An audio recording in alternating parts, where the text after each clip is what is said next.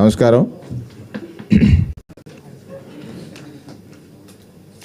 ఈరోజు సచివాలయంలో ముఖ్యమంత్రి శ్రీ వైఎస్ జగన్మోహన్ రెడ్డి గారి అధ్యక్షతన సమావేశమైనటువంటి మంత్రిమండలి పలు కీలక నిర్ణయాల్ని తీసుకోవడం జరిగింది.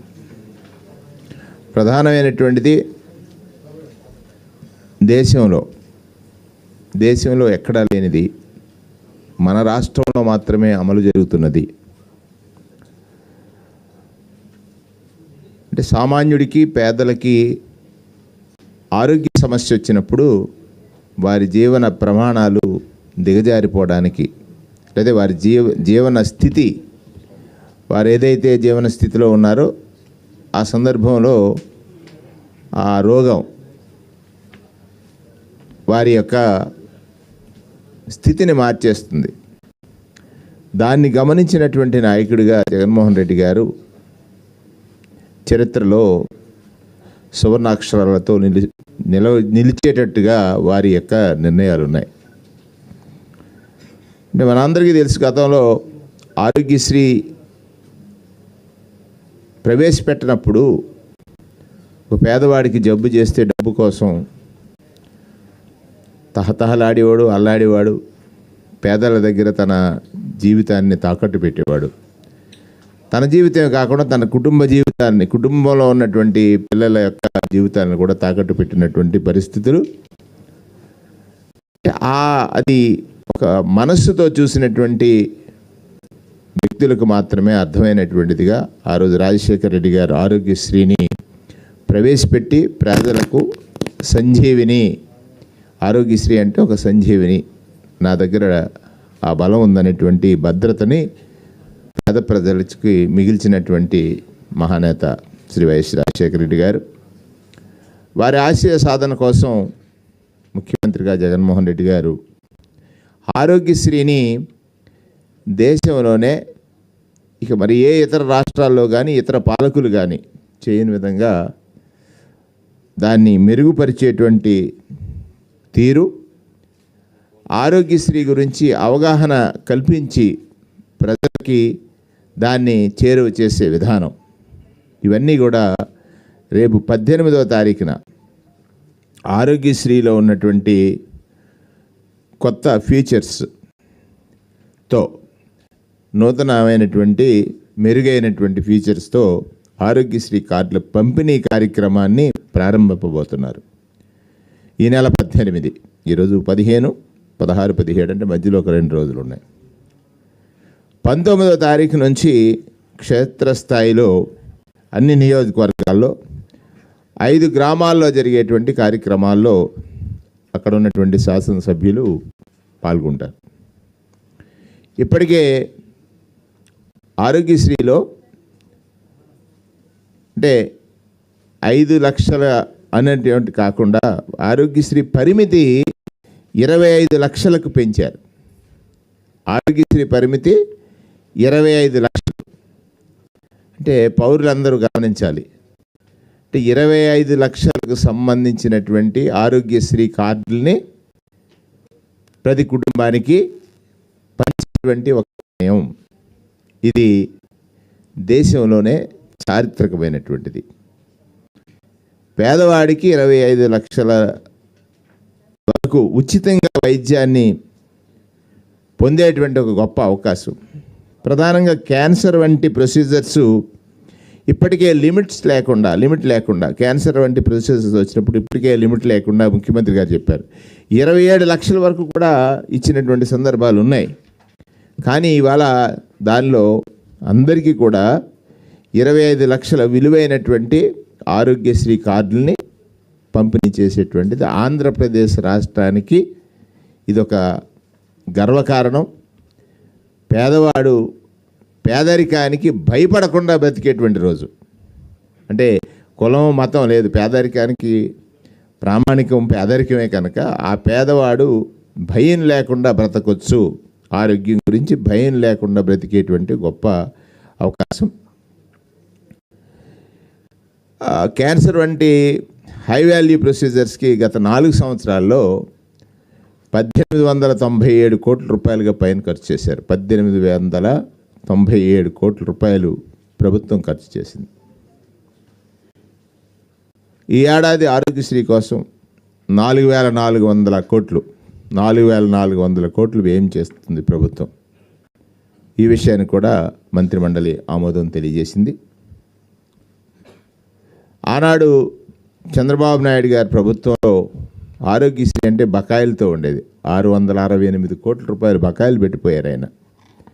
దాన్ని కూడా మా ప్రభుత్వం తీర్చింది. అంటే పేదల ఆరోగ్యం పట్ల జగన్మోహన్ రెడ్డి గారి ప్రభుత్వానికి ఉన్నటువంటి చిత్తశుద్ధి లేకపోతే బాధ్యత, భరోసా ఆయన తీసుకున్నటువంటి నిర్ణయాల ద్వారా తెలిసిందనేటువంటి విషయాన్ని సందర్భంగా మనం చేస్తూ ఉన్నాం. ఇప్పుడు ఆరోగ్యశ్రీతో హాస్పిటల్కి వెళ్తే 25 లక్షల వరకు ఉచిత వైద్యం గురించి ఇప్పుడే చెప్పాను. ఇది ఒక పెద్ద మైలురాయి మా ప్రభుత్వానికి. ఆరోగ్యశ్రీలోనే ఇది ఒక పెద్ద మైలురాయి కాబోతుంది. ఆరోగ్యశ్రీ జగనన్న ఆరోగ్య సురక్ష కార్యక్రమాలపై క్యాబినెట్లో విస్తృత స్థాయి చర్చ జరిగింది. ఈ కార్యక్రమాలను సమర్థవంతంగా ముందుకు తీసుకువెళ్ళడానికి మంత్రులకు కూడా దిశానిర్దేశం చేశారు ముఖ్యమంత్రి గారు. ఆరోగ్యశ్రీ కొత్త కార్డులు పంపిణీ చేస్తూ ఆరోగ్యశ్రీ క్రింద ఉచితంగా ఎలా వైద్యం పొందవచ్చు అనే దానిపైన విస్తృతంగా ప్రచారం చేయాలని, ఇప్పటికే ప్రజలకి దీనిపైన అవగాహన కల్పించడం కోసం ఆయన విస్తృతమైనటువంటి ప్రచారం, అంటే ప్రజలకి ఇంకా అవగాహన పెంచాలి అనేటువంటి దానిపైన ముఖ్యమంత్రి గారు క్యాబినెట్లో సుదీర్ఘంగా మాట్లాడడం, దానిపైన సమగ్రంగా దీనిపై అందరికీ కూడా తెలియజేస్తూ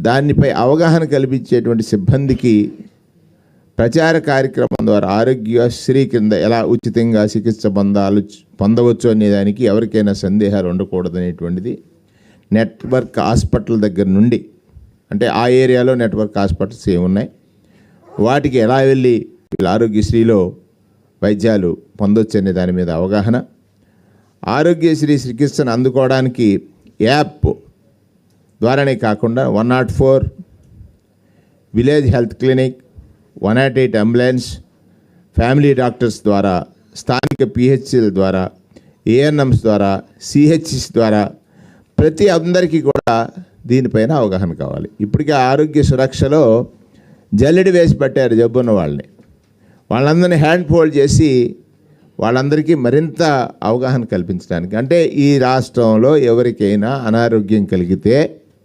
ఆరోగ్యశ్రీ ద్వారా వైద్యం పొందటం ఎలా అనేటువంటిది అతి సామాన్యుడికి కూడా అర్థమయ్యే రీతిలో అవగాహన కల్పించటం, అతి సామాన్యుడికి కూడా అర్థమైన రీతిలో అవగాహన కల్పించడం అనేటువంటిది ఈ కార్యక్రమం యొక్క ప్రధాన ఉద్దేశంగా ముఖ్యమంత్రి గారు తెలియజేసిన దానికి మంత్రిమండలి అందరూ కూడా హర్షాతిరేకాలతో ఆమోదం తెలియజేశారు.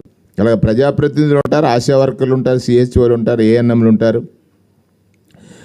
ఆ భావస్వారూప్యత ఉన్నవారు అందరూ కూడా ఈ కార్యక్రమంలో పాల్గొవచ్చు. తర్వాత ప్రతి మండలంలో వారానికి 4 గ్రామాలు చెప్పిన ఎమ్మెల్యేలు కూడా ఈ కార్యక్రమంలో పాలు పంచుకుంటారు. దాదాపు జనవరి నెలాఖరికి లేదా ఫిబ్రవరి మొదటి వారానికి ఈ కార్యక్రమం ముగుస్తుంది.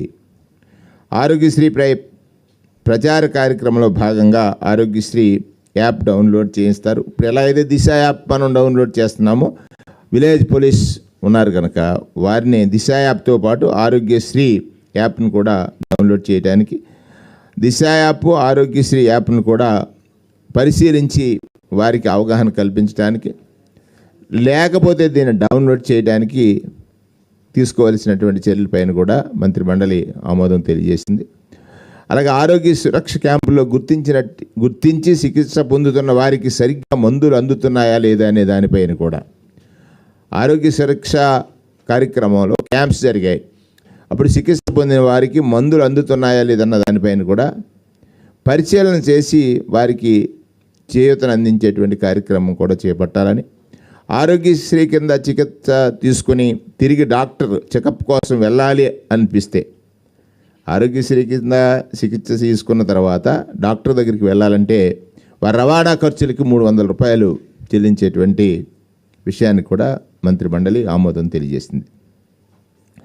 డాక్టర్ చికిత్స కోసం 10 రోజులు సంబంధిత ఏఎన్ఎంలకు అలర్ట్ చేస్తాం. అంటే ఎవరైతే ఆ గ్రామాల్లో లేదా ఆ పట్టణాల్లో రోగ సంబంధితులు ఉన్నారో వారు చికిత్సకు వెళ్ళాల్సిన అవసరాన్ని కూడా ఏఎన్ఎంస్ ద్వారా అలర్ట్ చేసేటువంటి ఒక కార్యక్రమం. అంటే చూడండి ఇది ఎంత ఒక రోగికి ఒక రోగికి తన రోగం పట్ల తాను మరిచిపోయినా కూడా ప్రభుత్వం గుర్తు చేసేటువంటి ఒక విధానాన్ని మన రాష్ట్రంలో ప్రవేశపెట్టాం. ఫేజ్ 2లో ఆరోగ్య సురక్ష కార్యక్రమం జనవరి 1 నుండి ఆరోగ్య సురక్ష ద్వారా గుర్తించినటువంటి రోగులు నేరుగా ఇంటికే ఉచితంగా మందులు ఇచ్చేటువంటి కార్యక్రమం జరుగుతుంది. విలేజ్ క్లినిక్స్కి చేరవేసిన తర్వాత అంటే వీటిని పోస్టల్ డిపార్ట్మెంట్స్తో లింకప్ చేసి విలేజ్ క్లినిక్స్కి ఈ మందుల్ని చేరవేసి ఆ దీర్ఘకాలికమైనటువంటి జబ్బులతో ఎవరైతే ఉంటే వాళ్ళందరినీ కూడా మందులు ఇచ్చేటువంటి కార్యక్రమం అవసరమైతే ఇండియన్ ఆన్లైన్లోనే ప్లేస్ చేసేటువంటి కార్యక్రమానికి కూడా మంత్రి మండలి ఆమోదం తెలియజేసింది. మందుల పంపిణీ వెంటనే డోర్ డెలివరీ చేయడానికి ఇప్పటి వరకు మనం చూసాం. పెన్షన్ల పంపిణీ డోర్ డెలివరీ, రేషన్ పంపిణీ డోర్ డెలివరీ ఉంది. ఇవాళ ఆరోగ్యం బాగోలేని వారికి మందుల పంపిణీ డోర్ డెలివరీ చేసేటువంటి కార్యక్రమాన్ని కూడా ప్రభుత్వం తీసుకుందనేటువంటి, అంటే పేదవాడి జీవితం, దానికి పేదలకు కలిగేటువంటి ఆరోగ్య సమస్యలు వాటిని పరిష్కరించడానికి ఆ పేదలు ఏదైనా అలసత్వం కానీ ఆలస్యం కానీ చేస్తే జరిగేటువంటి ప్రమాదాల నుంచి వారిని రక్షించడం కోసం వారికి మందులు సప్లై చేసేటువంటి కార్యక్రమాన్ని కూడా ఈ కార్యక్రమంలో తీసుకోవడం జరిగిపోయింది. మందులు అయిపోయిన తర్వాత వాళ్ళు ఎక్కడికి వెళ్ళక్కర్లేదు. వాళ్ళకి ఇండెంట్ ప్లేస్ చేసిన వెంటనే యాప్లో ఇండెంట్ ప్లేస్ చేసిన వెంటనే వాళ్ళకి మళ్ళీ మందులు పంపిణీ కోసం పోస్టల్ డిపార్ట్మెంట్ ఆఫ్లైన్ చెప్పాను కదా ఇంతకుముందే. ఈ కార్యక్రమంలో సజావుగా సాగడం సమర్థమైనటువంటి ఎస్ఓపిని కూడా తయారు చేశారు. ఇచ్చే మందులు అత్యంత మందుల్లో మళ్ళీ నాణ్యతా ప్రమాణాలని చాలా చక్కగా పాటిస్తున్నాం. WHO సంబంధించిన GMP ప్రమాణాలు కలిగినటువంటి మందులు మాత్రమే అందించాలనేటువంటిది ప్రభుత్వం మంత్రిమండలి తీసుకున్నటువంటి నిర్ణయం. సూపర్ స్పెషాలిటీ సేవలు అందించేందుకు 4 లక్షల వరకు ఇవాళ ప్రభుత్వ ఆసుపత్రుల్లో వైద్యులకి సుమారు 4 లక్షల వరకు కూడా జీతాలు ఇచ్చి సూపర్ స్పెషాలిటీ డాక్టర్స్ని నియమించినటువంటి విధానం భారతదేశంలో ఎక్కడా లేదు. ఇది జగనన్న ప్రభుత్వంలో మాత్రమే ఉందని. తర్వాత డాక్టర్స్ ఎక్కడ ఖాళీలు అనేటువంటివి లేకుండా 0 వేకెన్సీకి తీసుకొచ్చి అపాయింట్మెంట్స్ని క్రియేట్ చేసినటువంటి పరిస్థితి. ఇప్పటికే 53,000 మంది వైద్య సిబ్బందిని నియమించడం అనేటువంటిది చాలా హర్షాతిరేకాల మధ్యన జరిగినటువంటి ముఖ్యమంత్రి గారికి అభినందన కార్యక్రమాన్ని ఈరోజు మంత్రిమండలి అంతా కూడా తెలియజేసింది. ఆల్మోస్ట్ ఎక్కడ ఖాళీలు లేవు. ఉన్నా ఏ రోజు ఖాళీ ఏర్పడితే ఆ మరుసటి రోజునే దాని రిక్రూట్మెంట్కి సంబంధించి recruitment board, medical recruitment board ద్వారా అవి భర్తీ చేయడానికి కావాల్సినటువంటి కార్యక్రమాలను తీసుకుంటున్నాం. ఇక్కడ 90% కుటుంబాలకి ఆరోగ్యశ్రీ సేవలు అందిస్తున్నాం.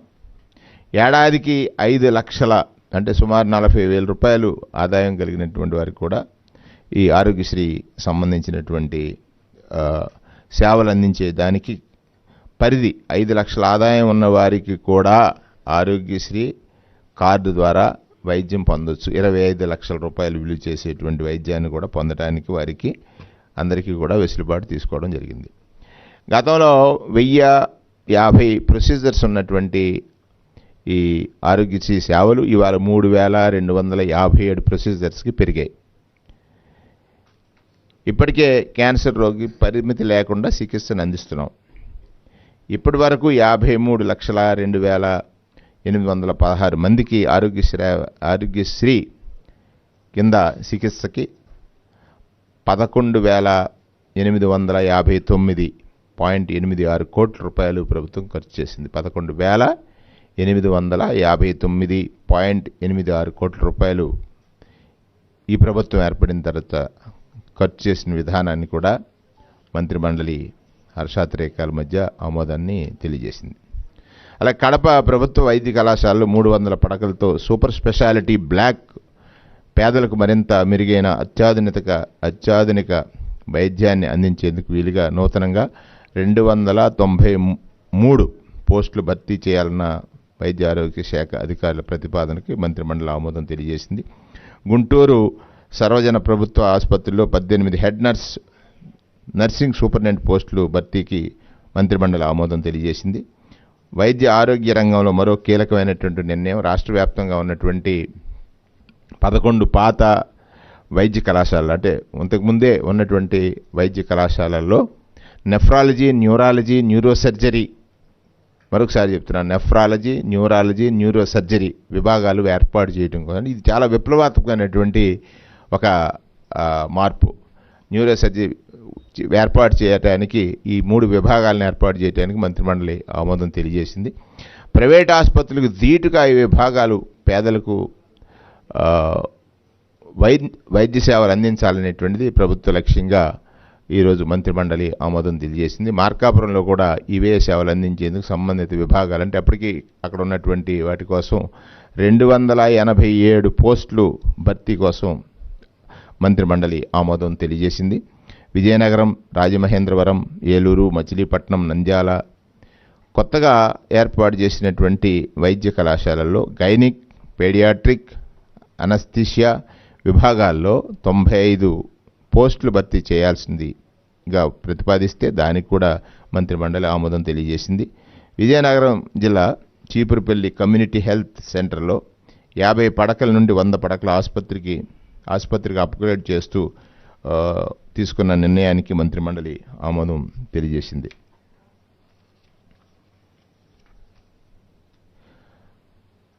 అలాగే రాష్ట్ర వ్యాప్తంగా 7 ప్రభుత్వ ఆసుపత్రుల్లో క్యాన్సర్ చికిత్సలో అవసరమైనటువంటి అత్యాధునిక చికిత్స అందించేందుకు కొత్త క్యాన్సర్ విభాగాలను ఏర్పాటు చేయాలని ఈ నిర్ణయానికి మంత్రిమండలి ఆమోదం తెలియజేసింది. 7 ప్రభుత్వ జనరల్ ఆసుపత్రులు Srikakulam, Kakinada, Vijayawada, Ongole, Nellore, Tirupati, Anantapuram cancer hospital oncology and radiation surgical medical oncology విభాగాల్ని ఏర్పాటు చేయటం, దానికి సంబంధించిన 64 ఉద్యోగాలు అంటే పోస్టులను ఏర్పాటు చేయాలనేటువంటి ప్రతిపాదనకు మంత్రిమండలి ఆమోదం తెలియజేసింది.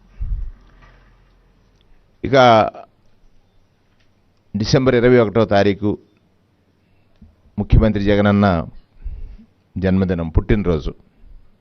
ఆ రోజు ఆయనకు అత్యంత ఇష్టమైంది, ఈ రాష్ట్రంలో పేదరికం మీద యుద్ధం చేయాలంటే విద్య అనే ఆయుధం పేదవాడి చేతిలో ఉండాలని బాబాసాహెబ్ అంబేద్కర్ గారి యొక్క ఆలోచన విధానానికి, పేదరికం మీద యుద్ధం చేయాలంటే పేదవాడి చేతిలో విద్య అనే ఆయుధం ఉండాలని ఆలోచించిన లేదా ఆశయం మనకు చెప్పినటువంటి బాబాసాహెబ్ అంబేద్కర్ గారి యొక్క ఆలోచన విధానానికి తోడుగా 21వ తారీఖున 8వ తరగతి చదువుతున్నటువంటి ప్రభుత్వ ఎయిడెడ్ పాఠశాలల్లో విద్యార్థులకు ట్యాబ్లు పంపిణీ కార్యక్రమం 638 కోట్ల రూపాయల వ్యయంతో 4,35,000 ట్యాబ్లు పంపిణీ 6వ తరగతి, ఆపై తరగతి గదుల్లో ప్రతి గదిలో పంపిణీ ట్యాబ్లు పంపిణీ 4,35,000 ట్యాబ్లు పంపిణీ 6వ తరగతి, ఆపై తరగతి గదుల్లో ప్రతి గదిలోనూ ఒక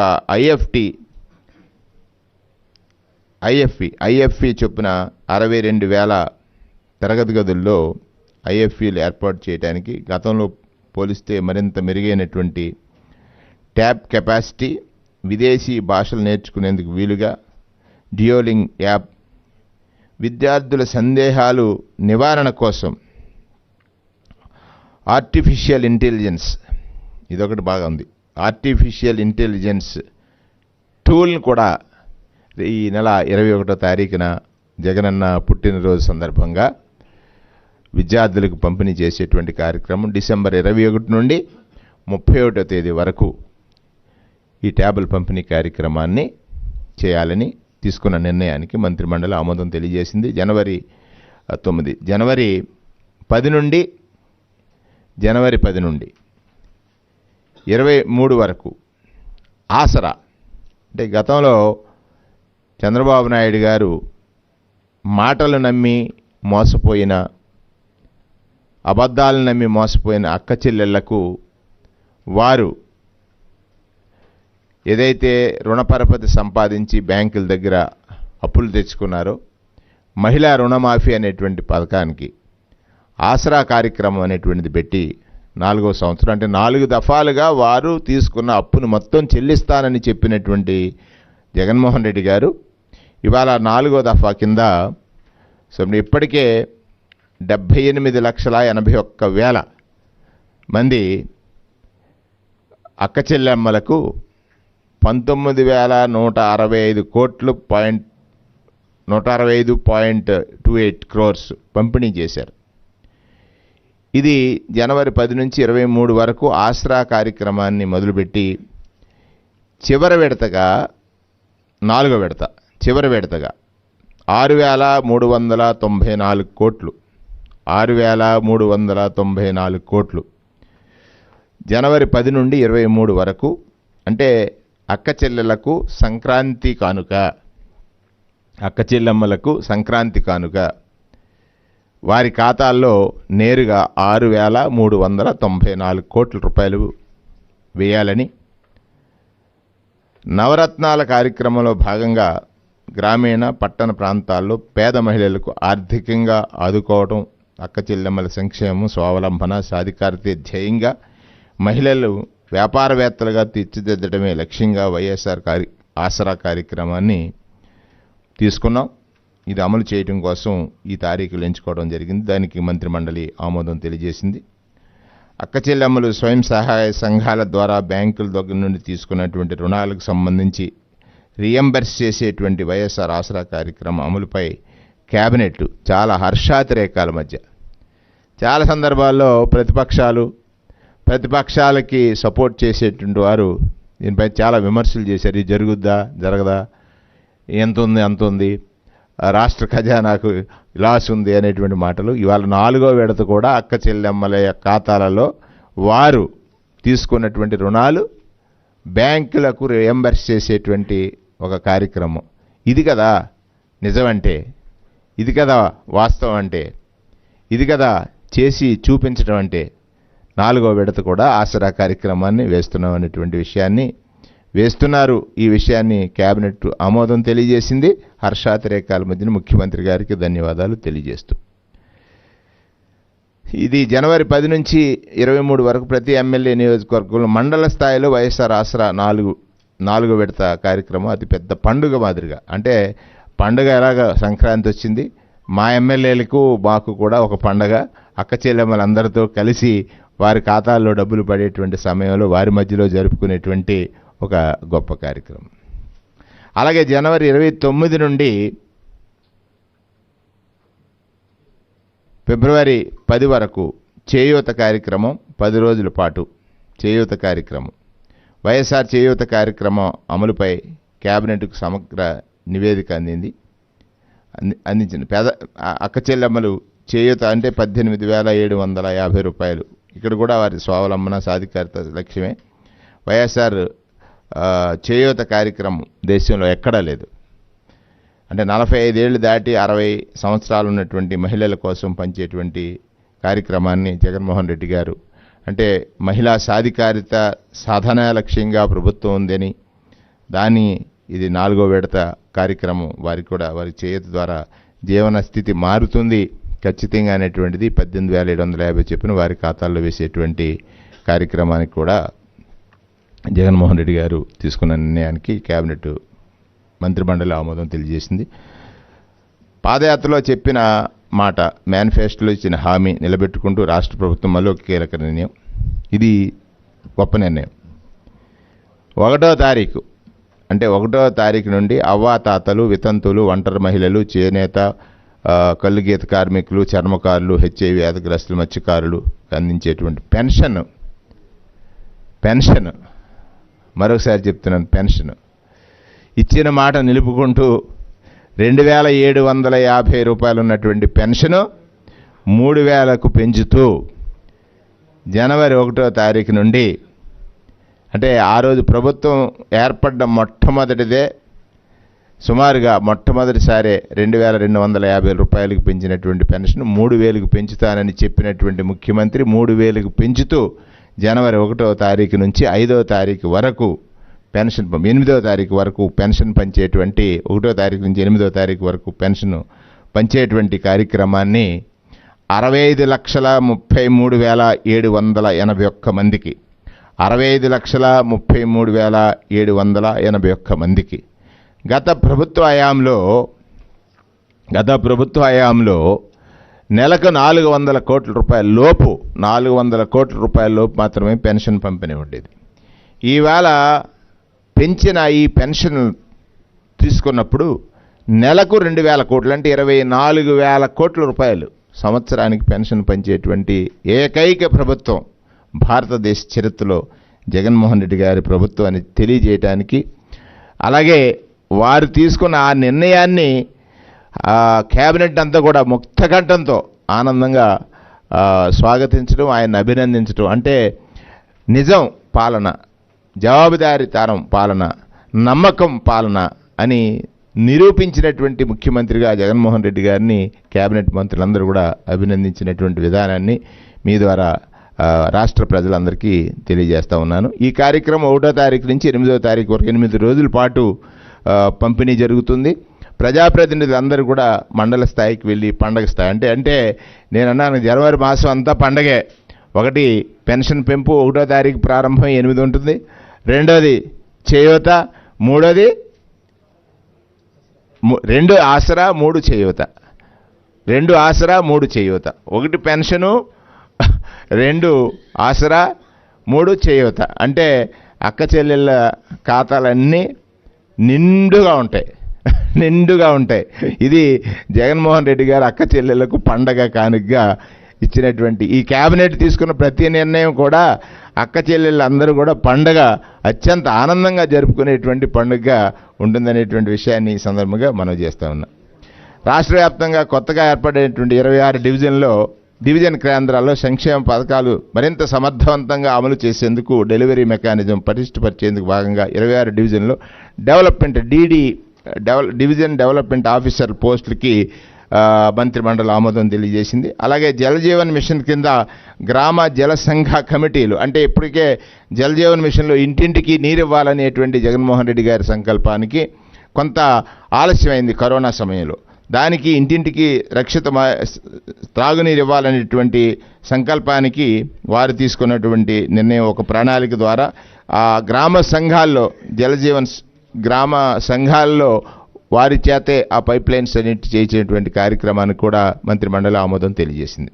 అలాగే ఆముదాల వలసలో శ్రీకాకుళం జిల్లా ఆముదాల వలసలో గురుకుల పాఠశాలలో అప్గ్రేడ్ అయినటువంటి మహాత్మా జ్యోతిరావు పూలే ఆంధ్రప్రదేశ్ బీసీ వెల్ఫేర్ మహిళా గురుకుల పాఠశాలలో రెగ్యులర్గా 2 పోస్టులు, అవుట్సోర్సింగ్ 6 పోస్టులు ఏర్పాటు చేయడానికి మంత్రిమండలి ఆమోదం తెలియజేసింది. గిరిజన సంక్షేమ ఆశ్రమ ఉన్నత పాఠశాలలో 251 తెలుగు భాషా పండితులు, 98 హిందీ భాషా పండితులు, 93 ఫిజికల్ ఎడ్యుకేషన్ ట్రైనింగ్ టీచర్స్ 60 పోస్టింగ్ని అప్గ్రేడ్ చేస్తూ మంత్రిమండలి ఆమోదం తెలియజేసింది. అలాగే 5th ఫైనాన్స్ కమిషన్ సజావుగా నిర్వహించేందుకు వీలుగా అవసరమైన 10 పోస్టులు తాత్కాలిక విధానంలో భర్తీ చేయాలన్నటువంటి ప్రతిపాదనకి మంత్రిమండలి ఆమోదం తెలియజేసింది.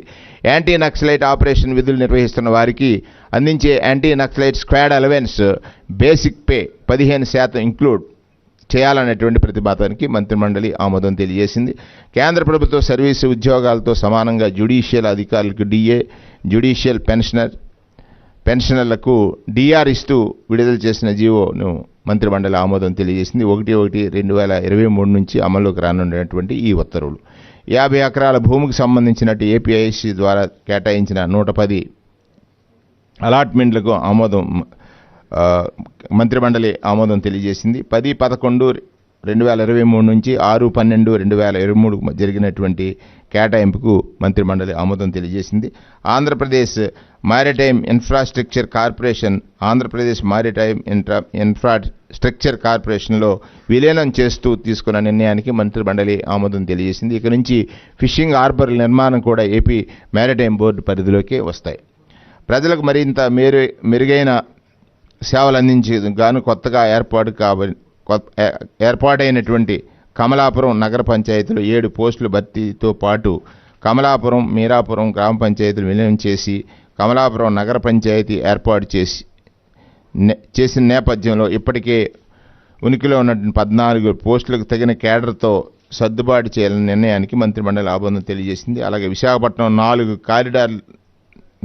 కారిడార్లతో లైట్ మెట్రో రైల్ ప్రాజెక్టు ఏర్పాటుకు సంబంధించిన డిపిఆర్ని మంత్రిమండలి ఆమోదం తెలియజేసింది. డిపిఆర్కి మంత్రిమండలి ఆమోదం తెలియజేసింది. 76.9 కిలోమీటర్ల నిడువ ఈ మెట్రో రైల్ ప్రాజెక్టు ఉంటుందనేటువంటి విషయాన్ని తెలియజేస్తూ ఉన్నాను. పశ్చిమ గోదావరి జిల్లా తాడేపల్లిగూడెంలో అదనపు జడ్జి మరియు స్పెషల్ జడ్జి కోర్టుని ఏర్పాటు చేయడానికి మంత్రిమండలి ఆమోదం తెలియజేసింది. న్యాయశాఖలో డేటా ఎంట్రీ ఆపరేటర్ 2 పోస్టులు భర్తీ చేయడానికి మంత్రిమండలి ఆమోదం తెలియజేసింది. తూర్పుగోదావరి జిల్లా దేవరపల్లిలో R&B యూనిట్ కార్యాలయాన్ని ఏర్పాటు చేయడానికి మంత్రిమండలి ఆమోదం తెలియజేసింది. ఇక ఇది అత్యంత కీలకమైనటువంటిది. అంటే ఇది సంక్రాంతి మాసం. సంక్రాంతి మాసంలో సాంప్రదాయ క్రీడలు అనేటువంటిది మన ఆంధ్రప్రదేశ్ రాష్ట్రంలో అది అత్యంత కీలకమైనటువంటిది. ఇవెవరూ కూడా వేరే వాటికి లేకుండా, అలాగే గ్రామ స్థాయిలో విద్యను ఎలా అయితే ముఖ్యమంత్రి గారు ప్రోత్సహిస్తున్నారో ఆ విద్యతో పాటుగా వ్యాయామము, లేకపోతే వాళ్ళలో ఉన్నటువంటి స్పోర్టివ్నెస్, క్రీడా స్ఫూర్తి, క్రీడాకారుడికి ఉన్నటువంటిది ఏంటంటే స్పోర్టివ్నెస్. ఆ స్పోర్టివ్నెస్ని బాగా పెంపొందించడం కోసం ఆడుదాం ఆంధ్ర ఇప్పటికీ మనం చూస్తున్నాం. ఆడుదాం ఆంధ్ర కార్యక్రమానికి మంత్రిమండలి ఆమోదం తెలియజేసింది. 5 ఆటల్లో 51 రోజుల పాటు ఆడుదాం ఆంధ్ర జరుగుతుంది. Cricket, volleyball, badminton, kabaddi, kho kho ఆటల్లో పోటీలు ఇప్పటి వరకు 1,14 కోట్ల రిజిస్ట్రేషన్ వచ్చింది. 1,14,00,000 కోట్ల రిజిస్ట్రేషన్స్ వచ్చాయి. చూడండి, వాళ్ళ ఎంట్రీకి రిజిస్ట్రేషన్ చేయించుకున్న వాళ్ళు 31 లక్షల మంది క్రీడాకారులు ఇప్పటి వరకు నమోదు కాబడ్డారు. 31 లక్షల మంది. ఇంకా ఇవాళ అంటే అప్డేట్ 30 లక్షలకి వచ్చినా కానీ ఇప్పుడు వచ్చే సమయం చూసినట్టయితే ఇది 32 లక్షలకి చేరింది. 34 లక్షల వరకు చేరాల్సినటువంటి ఒక టార్గెట్ ఉంది. మండల స్థాయిలో ఈ బహుమతులు ఉన్నాయి కదా, నియోజకవర్గ స్థాయిలో అయితే 35,000, 15,000, 5,000గా బహుమతులు ఇస్తూ ఉన్నారు. జిల్లా స్థాయిలో 60,000, 30,000, 10,000 రూపాయలు ఇస్తూ ఉన్నారు. రాష్ట్ర స్థాయిలో 5 లక్షలు, 3 లక్షలు, 2 లక్షల రూపాయలు బహుమతులుగా దీనికి కేటాయించడం జరిగింది. బ్యాడ్మింటన్ డబుల్ పోటీలు నియోజకవర్గ స్థాయిలో అయితే 20,000, 10,000, 5,000, జిల్లా స్థాయిలో 35,000, 20,000, 10,000, రాష్ట్ర స్థాయిలో 2 లక్షలు, 1,50,000. ఆడుదాం ఆంధ్ర పోటీలో దాదాపుగా సుమారుగా 120 కోట్ల రూపాయలు ప్రభుత్వం వెచ్చించబోతూ ఉంది. దీనికి మంత్రిమండలి ఆమోదం తెలియజేసింది. ఆడుదాం ఆంధ్రలో అంటే ఈ మాసం అంతా కూడా అంటే గ్రామాల్లో ఉన్నటువంటి వాతావరణము ఆడుదాం ఆంధ్ర ద్వారా సాంప్రదాయ ఆంధ్రప్రదేశ్గా మారబోతూ ఉంది. సాంప్రదాయాలు మన పూర్వం ఈ మాసంలో అందరూ ఒక చోటకు చేరడం, ఆటలు ఆడడం, ఆటలు చూడడం, వాళ్ళు చూసిన దాన్ని ఎంకరేజ్ చేయడం, దానితో పాటుగా వీళ్ళు ఒక స్పోర్ట్ స్పిరిట్ని పెరగడం కోసం ఈ రాష్ట్రంలో క్రీడాకారులని అత్యధికంగా తయారు చేయాలనేటువంటి ముఖ్యమంత్రి గారి లక్ష్యం అది నెరవేరటం కోసం చేసినటువంటి కార్యక్రమం. 120 కోట్లు వెచ్చిస్తూ ఉన్నాం. ఈ పోటీలు డిసెంబర్ 26న ఆడుదాం ఆంధ్ర ప్రారంభం కాబోతూ ఉంది.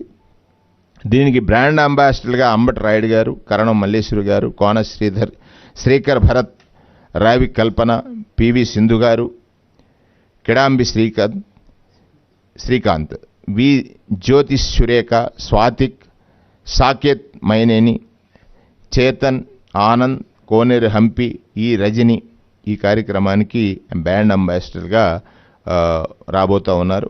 ఆడుదాం ఆంధ్రాకి ఎమ్మెల్యేలందరూ కూడా ముందు రోజునే ఈ ప్రారంభం రోజునే దాంట్లో పాల్గొంటారు.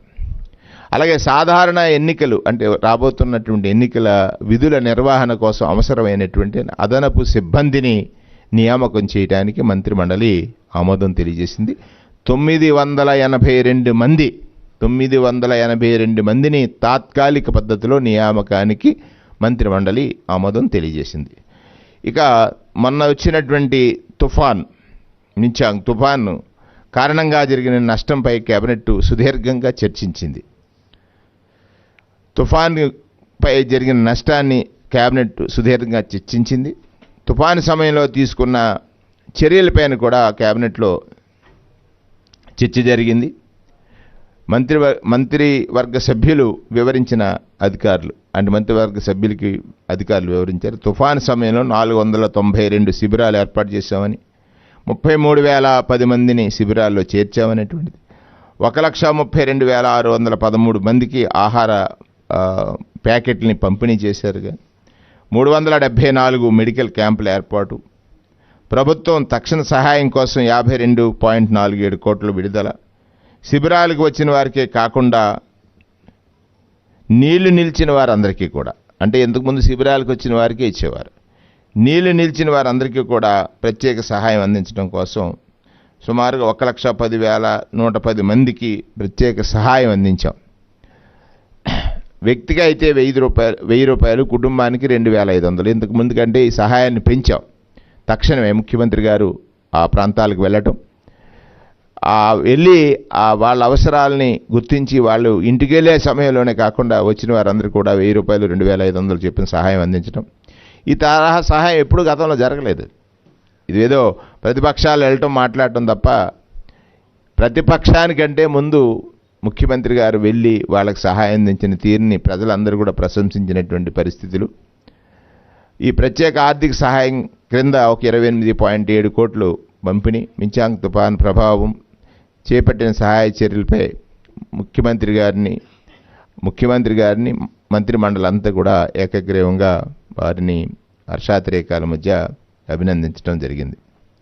ఇక కుల ఆదాయ ధృవపత్రాల మంజూరులో తీసుకొచ్చినటువంటి సంస్కరణలు, ఆ సంస్కరణల కోసం మంత్రిమండలి ఆమోదం తెలియజేసింది. అంటే ఇంతకుముందు ఏదైనా కుల ధృవపత్రం కానీ ఆదాయ ధృవపత్రం కానీ కావాలంటే ఆఫీసుల చుట్టూ తిరగాల్సినటువంటి పరిస్థితి ఉంది.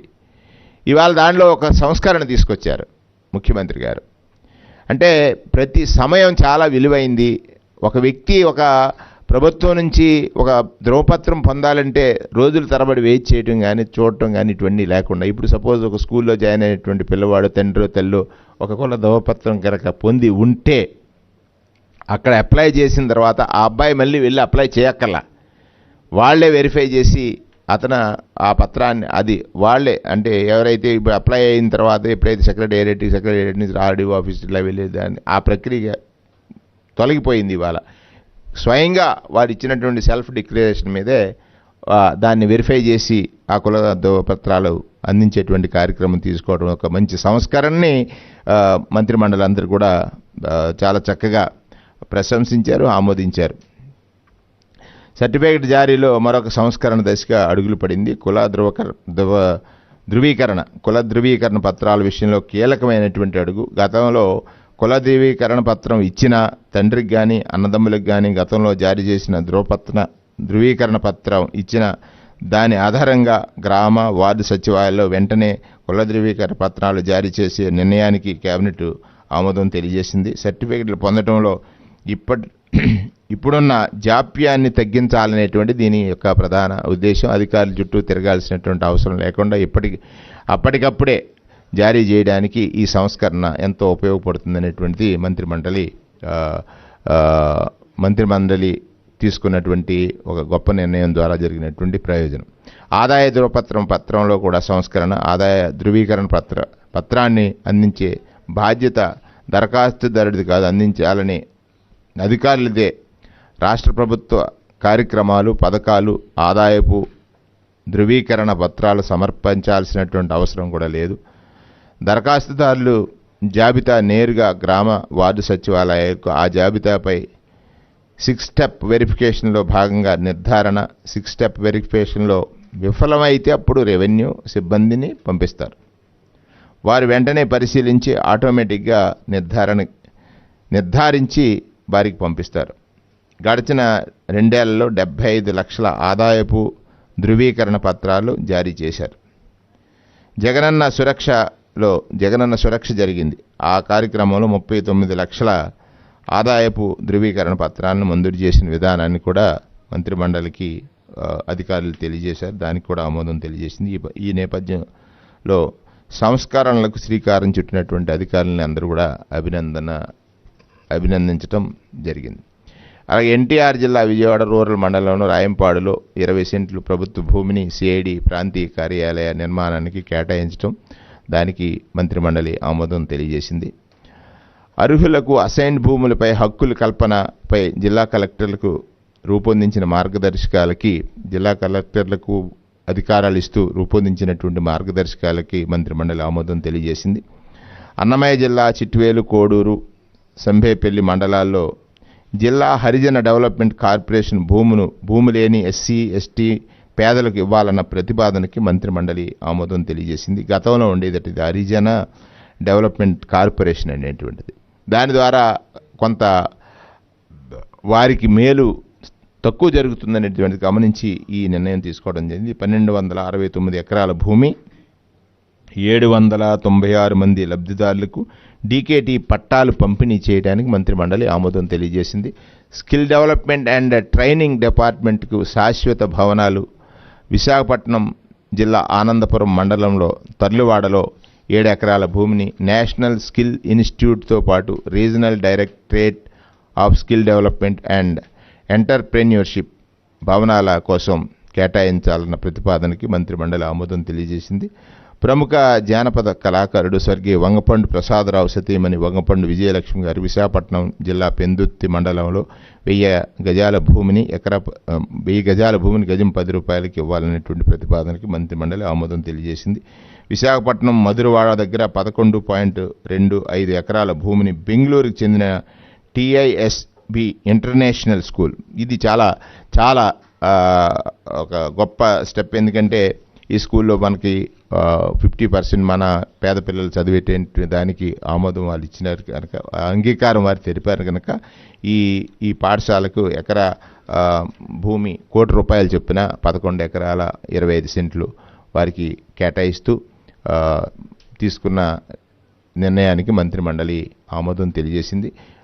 ఇందులో 25 సీట్లు విద్యా హక్కు చట్టం కింద, మరో 25% సీట్లు స్థానికులకు ఉచితంగా కేటాయించాలనేటువంటి ప్రతిపాదన ఏదైతే ఉందో దానికి ఆ యాజమాన్యం అంగీకరించిన కారణం చేత వారికి ఆ భూమిని కేటాయించడం జరిగింది. బీచ్ టూరిజం అభివృద్ధిలో భాగంగా ఆంధ్రప్రదేశ్ పర్యాటక శాఖకు శ్రీకాకుళం జిల్లా వజ్రపు కొత్తూరు మండలం అక్కుపల్లి దగ్గర 5 ఎకరాల భూమిని కేటాయించాలన్న ప్రతిపాదనకి మంత్రిమండలి ఆమోదం తెలియజేసింది. పార్వతీపురం మన్యం జిల్లా గురుగుబిల్లి మండలం నాగూరులో 3 సర్వే నంబర్లో సుమారు 10 ఎకరాల భూమిని scientific driving test and fitness testing station ఏర్పాటు చేయడానికి రహదారులు భవనాల శాఖకు ఉచితంగా కేటాయించాలన్న ప్రతిపాదనకు మంత్రిమండలి ఆమోదం తెలియజేసింది. కర్నూలు జిల్లా ఆదోనిలో కొండాపురం దగ్గర లక్ష్మీపురం దోపాడు గ్రామం దగ్గర 5.68 ఎకరాల భూమిని పర్యాటక రంగ అభివృద్ధి కోసం ఆంధ్రప్రదేశ్ పర్యాటక శాఖకు కేటాయించాలన్న ప్రతిపాదనకు మంత్రిమండలి ఆమోదం తెలియజేసింది. డాక్టర్ వైఎస్ఆర్ జగనన్న శాశ్వత భూ హక్కు భూరక్ష పథకం సంబంధించి cabinet sub committee and steering committee ప్రతిపాదనలకు మంత్రిమండలి ఆమోదం తెలియజేసింది. ఒక దురదృష్టకరమైనటువంటి వార్త,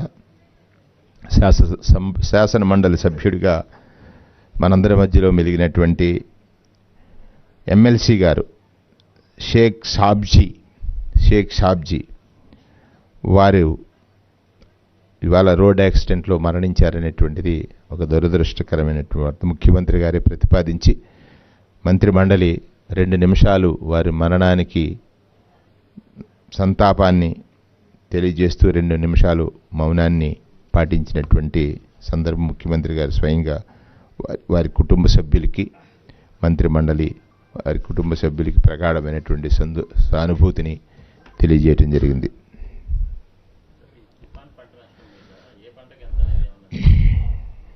అంతే, వాళ్ళ ఫిక్స్ అయినటువంటి గతంలో దానికంటే మెరుగైనటువంటిదే చేస్తారు ఇప్పుడు దాకా ఉన్న దాంట్లో.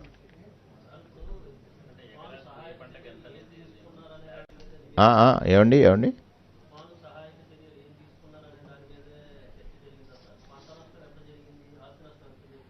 ఎన్యూమరేషన్ జరుగుతుంది కదా, ఎన్యూమరేషన్ జరుగుతుంది. ఇప్పటికే కేంద్ర ప్రభుత్వం నుంచి టీమ్స్ వచ్చాయి, గతంలో డ్రాట్ మీద కానీ ఇప్పుడు జరిగినటువంటి తుఫాన్ నష్టం మీద కానీ. ఒక్కటి మీ ద్వారా ప్రజలకు నేను తెలియజేయాల్సింది ఏమిటంటే, గతంలో తుఫాను కానీ వరదలు కానీ వచ్చినప్పుడు నష్టపరిహారం ఎప్పుడు వస్తుందో తెలియనటువంటి ఒక పరిస్థితి. నేను కూడా రైతునే, నేను కూడా అనుభవించిన వాడిగా చెప్తున్నాను. ఇక్కడ ముఖ్యమంత్రిగా జగన్మోహన్ రెడ్డి గారు తీసుకున్నటువంటి రైతు పక్షపాత నిర్ణయం అనొచ్చా, లేకపోతే ఆయన మానవీయ కోణంలో తీసుకున్నాడో తెలియదు, కానీ తెలిసింది ఆయన పంట నష్టపోయిన సీజన్ ముగిసేలోపే అంచనాలు రూపొందించి మళ్ళీ పంట వేసే ముందే ఇన్సూరెన్స్ ఇచ్చినటువంటి దాఖలాలు మన రాష్ట్రంలోనే ఉన్నాయి. ఇక్కడ ముఖ్యమంత్రిగా ప్రతిపక్షానికంటే ముందుగా తుఫాను ప్రాంతాల్లో, ప్రభావిత ప్రాంతాల్లో రక్షణ చర్యలు జరుగుతున్నప్పటికీ కూడా వెళ్ళి చూసి, ఇక్కడ ప్రచారం కోసం కాదు కదా ఆయన చేసే పని, ఆయన పని ద్వారా ప్రజలకు ఎంతవరకు ప్రయోజనం కలిగిందనేదే ప్రధానంగా ఆయన చూసేటువంటిది. ఇక్కడ ఎన్యూమరేషన్ జరుగుతుంది, పంట నష్టాన్ని అంచనా వేస్తున్నారు. వేసిన తర్వాత ఇంకా ఆయన ఉదాత్తత అంటే ఆయన మనసే అటువంటిది.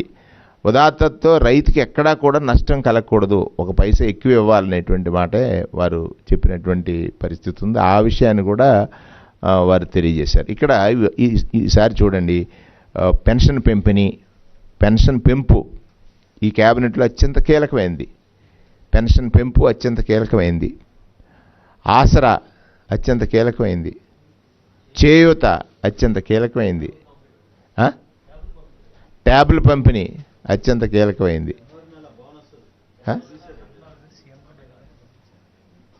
ఇప్పుడు మీటింగ్ అయిన వెంటనే తుఫాన్పై కేంద్ర బృందం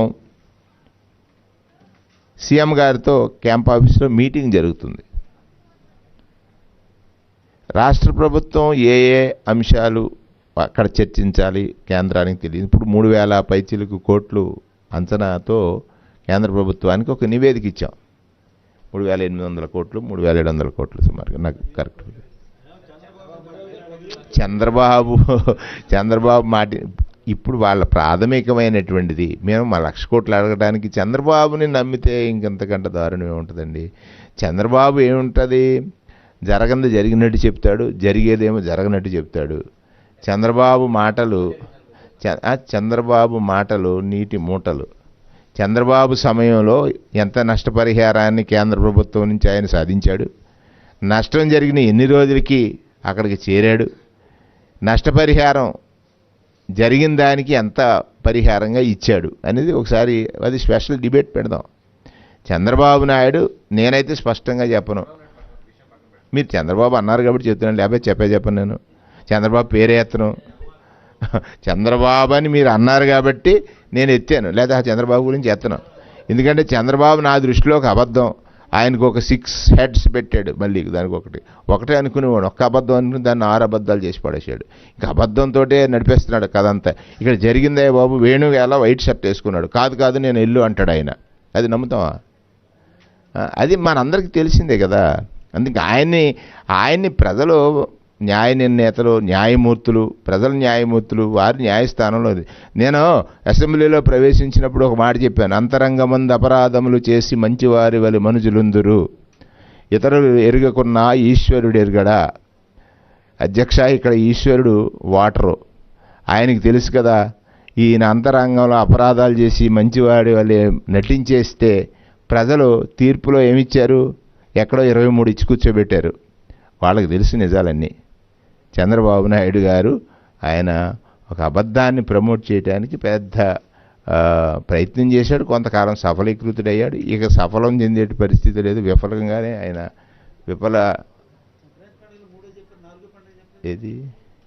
ఏ పండుగ ఉంది కదా ఇప్పుడు? మీరు 400 ఇప్పుడు అప్లికేషన్స్ ఇదే పెట్టారు మా వాళ్ళు, ఇక్కడ చూశాను.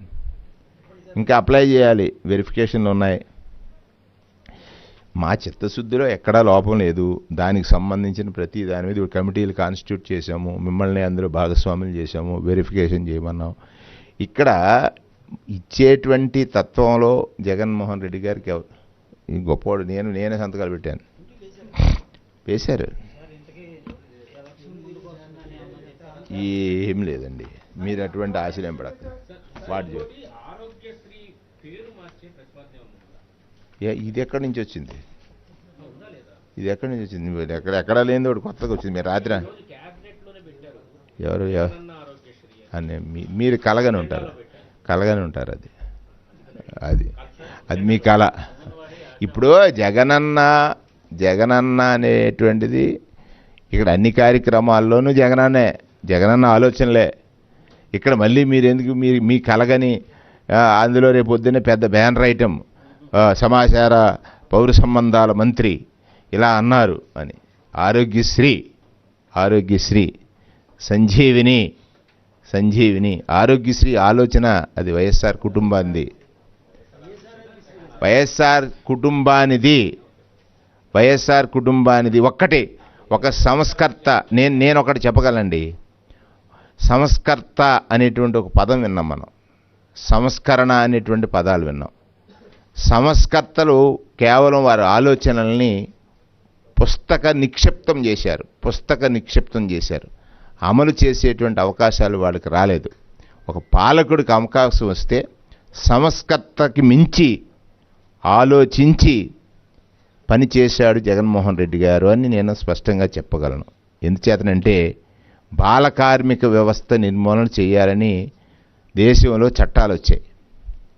అమ్మఒడైన చిన్న ఔషధం ఇచ్చి బాల కార్మికుడు కనిపెట్టకుండా చేశాడు. ఈ మార్చాలన్న ఆలోచన ఆయింది. ఆ ఏబిఎన్ రాధాకృష్ణ గారు చంద్రబాబు నాయుడు గారు అనుకున్నప్పుడు వచ్చింది అది. ఆ ఎన్టీఆర్ పేరు తీసేద్దాం రా అన్నాడు. టక్కనే ఎన్టీఆర్ పేరు తీసేద్దాం, మనం ఇంకాడి పేరు ఉంచకూడదు అన్నాడు. ఇతని పేరు లేకుండా ఆయన చేశాడు. పైన ఉన్నాడు కదా ఎన్టీఆర్, ఆయన చూశాడు. అది పైన ఉన్న ఎన్టీఆర్ చూశాడు. అది ఆలోచన అటువంటిది ఏమీ రాదు. ఇక్కడ ఈ రాష్ట్రంలో ఏ నిర్ణయం తీసుకున్నా ప్రజారంజకం, ప్రజామోదం, ప్రజాకర్షణీయం, అభినందనీయం, ప్రజలు అభినందించేటట్టుగానే ఉంటుంది. మీరు ఇప్పుడు ఈ నాయకులు రాష్ట్రం ఏర్పడినప్పుడు చేసినటువంటి ఒక మహాపాపానికి ప్రజలు పడ్డ అగచాట్లు 5 ఏళ్ళు. ఇవాళ నూతనంగా ఈ ప్రభుత్వం వచ్చిన తర్వాత ఈ ప్రభుత్వాన్ని నడపలేరని, సంక్షేమ పామాల అమలు జరగవని, రాష్ట్రం శ్రీలంక అవుద్ది, తర్వాత సొమాలియా అవుద్ది, తర్వాత ఇంకొక ఏదో పేర్లు చెప్పేవారు రకరకాలుగా. అన్నీ జరుగుతున్నాయి కదా, ఏది ఆగింది? అన్నీ చెప్పింది ఏదీ ఆగలేదు. అవతల చంద్రబాబు నాయుడు పాలనలో చెప్పింది ఏదీ జరగలేదు.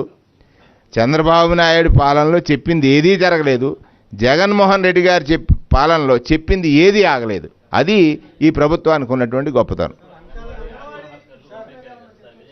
అవన్నీ మాట్లాడుకుందాం తర్వాత. అంకాల